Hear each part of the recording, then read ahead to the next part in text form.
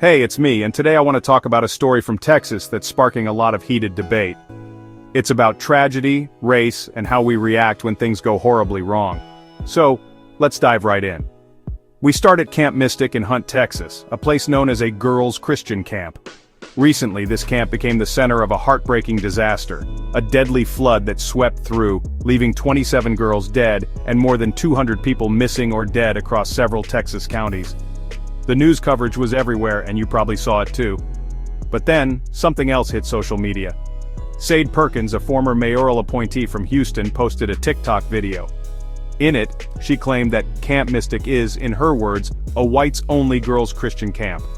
She suggested the reason the tragedy was getting so much media attention was because of the race of the victims. If the girls had been Hispanic, she said, no one would give a f.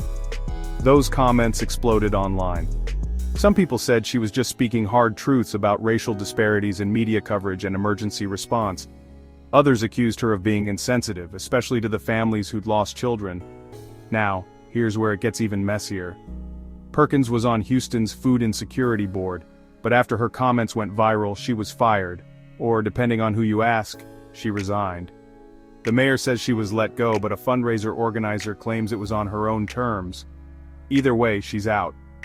And speaking of that fundraiser, there's a campaign on GiveSendGo called Support for Sade Perkins.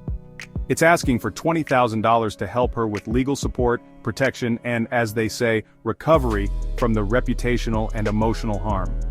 As of July 10th, the fundraiser had just over $400. But get this, the donation page is full of hateful usernames, racial slurs, and even death threats. It's ugly, and honestly, it says a lot about the toxic side of internet outrage. The person running the fundraiser, Marion Hills, argues that Perkins is being targeted for telling the truth about race and disaster response. They even call the backlash racialized violence. But not everyone is standing by Perkins.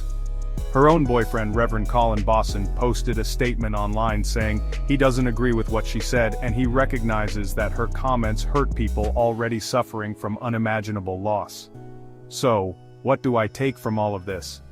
First, it's a reminder of how quickly tragedy can turn into a fight about race, politics, and who gets to tell the story. Second, it shows just how divided we are.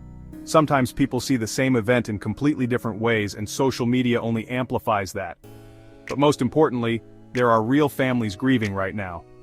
It's easy to get caught up in outrage, but let's not forget the actual human cost behind the headlines. Let me know in the comments, do you think Perkins was shining a light on an uncomfortable truth, or did she cross the line?